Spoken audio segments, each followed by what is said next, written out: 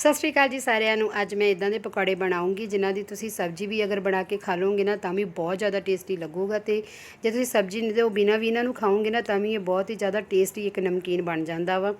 ਮੈਂ ਬੇਸਣ ਦਾ ਪਹਿਲਾਂ ਗਾੜਾ ਜਿਹਾ ਘੋਲ ਬਣਾਇਆ, ਜਿਹਦੇ ਵਿੱਚ ਜੀਰਾ ਪਾਊਡਰ, ਲਾਲ ਮਿਰਚ ਪਾਊਡਰ ਅਤੇ ਨਮਕ, ਅਤੇ ਮੈਂ ਸੁੱਕਾ ਧਨੀਆ ਪਾਊਡਰ ਪਾ ਕੇ ਉਹਦੇ ਵਿੱਚ ਪਿਆਜ਼ ਪਾ ਲਏ ਸੀਗੇ, ਧਨੀਆ ਪਾ ਲਿਆ ਸੀਗਾ, ਅਤੇ ਨਾਲ ਪਾਏ ਮੈਂ ਬੋਇਲ ਕਰੇ ਹੋਏ ਚਿੱਟੇ ਛੋਲੇ ਹਨ। ਇਹ ਮੈਂ ਰਾਤ ਨੂੰ ਬੋਇਲ ਕਰਕੇ ਫ੍ਰਿਜ 'ਚ ਲਾ ਲਏ ਸੀਗੇ। ਇਹਨਾਂ ਚਿੱਟੇ ਛੋਲਿਆਂ ਨੂੰ ਮੈਂ ਜਦੋਂ ਬੇਸਣ ਦੇ ਘੋਲ ਦੇ ਵਿੱਚ ਮਿਕਸ ਕਰਕੇ ਫਿਰ ਮੈਂ ਕੱਢੇ ਇਹਨਾਂ ਦੇ ਪਕੌੜੇ। ਇਹ ਇੰਨੀ ਕੁ ਜ਼ਿਆਦਾ ਟੇਸਟੀ ਜਿਹੜੇ ਪਕੌੜੇ ਬਣਦੇ ਨੇ, ਅਤੇ ਇਹਨਾਂ ਦੀ ਜੇ ਸਬਜ਼ੀ ਬਣਾਈ ਜਾਵੇ ਉਹ ਤਾਂ ਬਹੁਤ ਹੀ ਜ਼ਿਆਦਾ ਸਵਾਦ ਬਣਦੀ ਆ।